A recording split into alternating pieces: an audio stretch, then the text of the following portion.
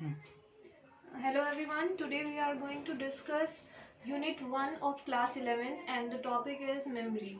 So today we are going to discuss several topics related to memory, that how the data gets stored, what are the types of memory, units of memory and several other topics. So let's start our video. These are the contents which we are going to discuss today. The first one is computer memory. Next one is units of memory, then data capturing, then data storage, data retrieval, along with data deletion and recovery. So these are the very interesting topics which we are going to discuss today. Let's start with the first one, that is computer memory. As you all know that memory is the storage space where the data gets saved whenever we give input to the system. So this is a kind of space where the computer inserted the data and stores it for the permanent purpose. So this is known as memory. But the second topic as indicates, it stores the data in binary form only. Whatever you give, whether you are giving a text input by the keyboard or you are giving a digital or image input by the scanner or video input by your camera, the data will be stored in binary form only. So those input devices will convert the data in binary form and then it will get stored in the memory. So there are two types of memory, internal and external. Internals are those which are remain in the CPU box itself, like RAM, ROM and cache memory. And external is again of two types, magnetic storage media and optical storage media. So all those kinds of memory we have already discussed, so today we are not going to discuss these types. The next topic is units of memory. As we all know that data in the memory will stored in binary form only. So binary is comprising of two digits, that is 0 and 1. So all the data, whatever it's stored in the memory, will be a combination of these 0 and 1. Separately, 0 and 1 are known as bits, and further these bits are grouped together to form words. Now, how many bits will be known as what we are going to discuss next. Like 0 or 1 will be considered as bit. Next, the term you will get to know that nibble. Nibble is of 4 bits. If we combine 8 bits, it becomes 1 byte. Next is KB. 1024 byte will comprising of 1 KB. 1024 KB will create 1 MB. 1024 MB will create 1 GB, that is gigabyte. 1024 GB will create 1 TB, that is terabyte. 1024 TB will create PB, that is petabyte, and then next is exabyte, zettabyte, and the maximum is yottabyte. So now several types of memory devices are available and we can get several TB hard disk also. Blu-ray disc are also very large storage area, large storage space they are having. So these are the units of memory. You can take screenshot and it is very important. 1 mark questions can be come from this topic. Our next topic is data capturing. So to understand data capturing, students, first of all you need to understand what it is. To process the data, we need to take input from the input devices first. So data capturing is simply to take input from several input devices to the system so that the system can process it. So this is the first stage which is related to data storage, then data retrieval, then deletion. Everything will take place only when it is input from the input devices. So whenever we talk about data, it will first to be input from several kinds of input devices, like you can say keyboard, you can say mouse, you can say touch screen. There are several devices, other several devices like barcode readers, which you always see, you have seen in the malls to scan particular product to get information about the price and manufacturing details, etc. You can also take the example of your touchscreen mobiles. So touchscreen is also a kind of input platform, input device by which user can provide input to the system. So whatever input is given from whatever device, it will first be converted into digital form, into binary. Only then it will be saved to the processor or in the memory. So data capturing, if we look at the slide, to process the data, we need to first input or capture the data. It involves the process of gathering data from different sources in digital form only. Data may be captured using keyboard, barcode readers, remote sensors, etc., which I have already told you. Comments, posts over multiple social media are also captured as data. This is something very new form of taking input from the user. Like if we are talking about several websites or web portals, we can take input from there also. Then we will provide a kind of registration form or kind of feedback form or kind of comment option also, by which user can provide their data. So as you can say, several types of data are coming if you are using internet, so every moment. So there are several types of or heterogeneous kind of data which will be difficult to handle, which will be difficult to process, and again which will be difficult to retrieve. So there are several techniques which are which is commonly used nowadays to deal with several types of data. Like big data, we have already studied about that.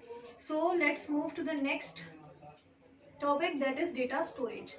Data storage is to store data, is to save the data in memory space. So data storage is which is used before processing. It is the process of storing the captured data for processing later. As the data is being produced at a very high rate, and therefore data storage has become a challenging task. Again, as I have told you, that data is coming in heterogeneous form from several resources. If we are talking about IoT, Internet of Things, or anything extra, then we are collecting huge amount of data every moment. So it is become a challenging task to control or to manage that data. Next is, in large organizations, computers with larger and faster storage called data servers are deployed to store vast amount of data. If we are talking about a large organization, because they need to deal with a huge amount of data, so they are having a special kind of systems to store that data, which is known as data servers, because they are having a huge amount of storage space with them. Such dedicated computers help in processing data effectively. However, the cost of setting up a data server as well as its maintenance is high, especially for small organizations and startups. The storage and the maintenance of that storage devices or that data server can be, of course, very high. So the next topic is data recovery. Data recovery is the process of retrieving inaccessible, lost, corrupted, damaged, or formatted data from secondary storage, removable media, or files when the data stored in them cannot be accessed in normal way. Like अगर हमने कोई data delete कर दिया है अपनी किसी भी storage device में से, उस डेटा को हमें वापस लेना है, तो of course that cannot be retrieved from a normal way. So we have to go with the special techniques to retrieve that data. Recovery of the data is possible only if the content or memory space marked as deleted have not been overwritten by some other data. So I have already told you, अगर आपने किसी data space को, जो आपका जहाँ से आपने data को डिलीट किया था, उस पर अगर ओवरराइट नहीं हुआ है डेटा, तब डेटा को दोबारा रिकवर करना बहुत इजी हो जाता है. तो this is something which is stated in this topic. Next is, there can be two kinds of damage: physical damage or logical damage. I have already discussed. Physical damage is something like when your hard disk crash or disk failure or device crash or breakage, something has happened. और logical damage is something, आपका data जो है corrupt हो गया है, over written हो गया है, एनक्रिप्ट हो गया है, किसी वायरस की वजह से खराब हो गया है. सो वो एक लॉजिकल डैमेज होता है. तो दोनों ही केसेस के डेटा रिट्रीवल के प्रोसेसेस अलग अलग होते हैं. Actually, in class 11, you don't need to go deep in that concept, but still I'm going to give you a sneak peek of that concept. So, as per the damage of that data, there are several tools which we used to use to recover that data. So I have given some examples only. Like there are several tools for data recovery which can be used for normal as well as forensic also. Means अगर आपका data delete हुआ है, वहाँ पे हम इनको use कर सकते हैं. और किसी forensic department, मतलब एक scientific, एक पूरे logical form में अगर data delete हुआ है, वहाँ पे recover करना है, तो वहाँ भी हम इन concepts को और इन tools को हम use कर सकते हैं. Like data drill basic, system rescue CD, photorec, disk digger, forensic toolkit, etc. There are numerous toolkits, tools which we can use to recover our data. So I have given some of them here.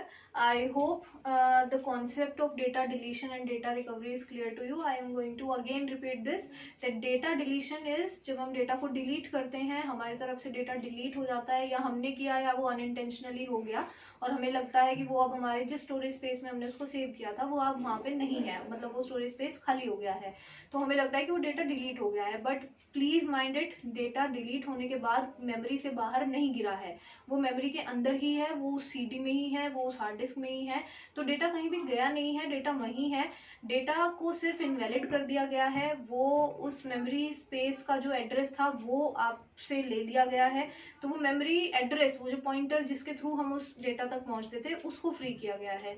तो data deletion जब हम बात करते हैं तो data delete होने का मतलब है कि डेटा उस प्लेस पे ही है, वो कहीं गया नहीं है. That's why we can recover that data using some other special techniques. तो उन डेटा टेक्निक्स का यूज करके हम बाद में उस डेटा को रिकवर कर सकते हैं as per their damaged. Like physical damage हुआ है तो उसके टूल्स अलग होंगे, लॉजिकल डैमेज हुआ है तो उसके टूल्स अलग होंगे, and then we can recover that data. Like हम क्लोनिंग कर सकते हैं, हम इमेजिंग कर सकते हैं, हम डेटा को डिफरेंट डिवाइसेस के थ्रू और रिमोट एक्सेस के थ्रू भी हम डेटा को रिकवर कर सकते हैं. So this was the whole concept of memory, data storage, data capture, data retrieval, or data deletion and recovery also. I hope you all get the point. The next topic or the last topic of this unit, that is softwares, are left only, that we will discuss in our next video. Till then, prepare your notes, do watch the video as much time as you want, and do subscribe the channel, and stay home, stay safe. Thank you.